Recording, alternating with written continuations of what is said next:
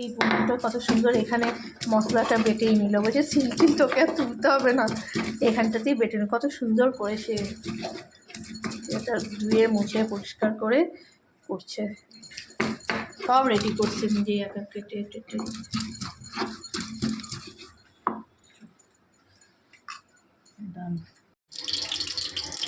তোমাকে বললাম আমার তুমি জুতোটা পরো, তাহলে একটু উঠতে হবে। একটু দেখে নিতে।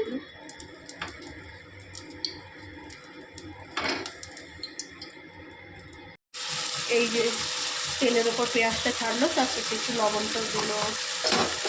দেখো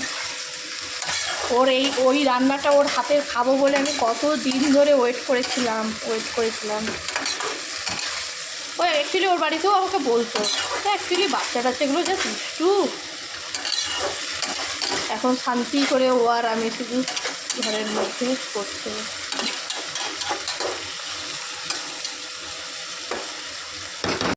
সেই বাটা আদা রসুন আর লঙ্কাটা বেটে যেটা ছিল সেটা দিল, আর একটু পেস্টও দিল অল্প করে।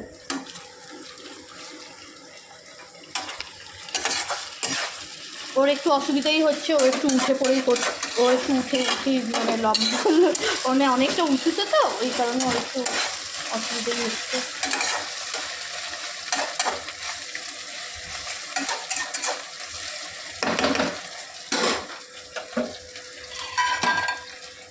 গরম প্রচুর আমাদের এখানে, সবারতেই গরম, কোনো ব্যাপার না। এই যে দিয়ে দেবো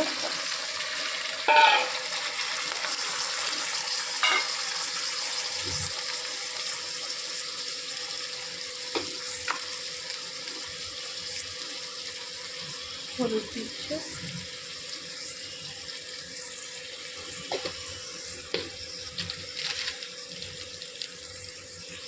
কাটি পেয়েছি।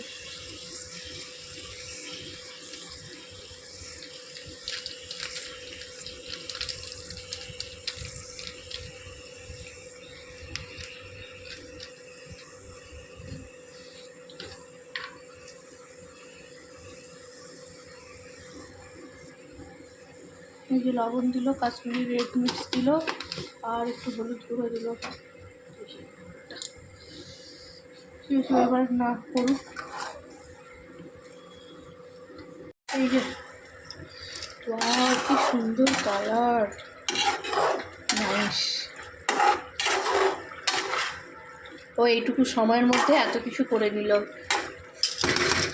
ডাল করছে, এদিকে ডালটা ইন্ডাকশানে সেদ্ধ দিয়েছে। কতটা ক্যামেরায় ব্রাইট আসছে বোঝা যাচ্ছে না। এই তো আলু ভেজে দিয়েছে, দিয়ে ঢেঁড়সটাও সিদ্ধ করে দিয়েছে ইন্ডাকশানে, দিয়ে ভাত। তো এই তো ভাত আজই লাঞ্চের মেনু। এই যে মুসুরের ডালটা আমি এই প্রথমেই হয়তো কালো জিরা শুকনো লঙ্কা দিয়ে খাবো, প্লেন যেতে এতগুলো রিচ হয়েছে সেই কারণে ওগুলো পেঁয়াজ ডালটা দরকার নেই, কালো জিরা শুকনো লঙ্কার ফোড়ন দিয়ে খেয়েই দেখো না। যে ও ডালটা করলো, তার সাথে এই এই স্টমাক আর লিভারটা যা করেছে, যেমন সে দোকান। আর বলছে তুমি একটু খেয়েই দেখো, তারপর বলবে। এত সুন্দর, বাপরে, দেখেই মনটা ভরে গেছে। এটাই আজকে আমাদের লাঞ্চের মেনু। এই যে ডাল, আলু ভাজা আর ঢেঁড়সটা সেদ্ধ, এটা মাখে নিবে ও, আর ভাত। আর এটা দারুণ দারুণ হয়েছে বলতে হবে।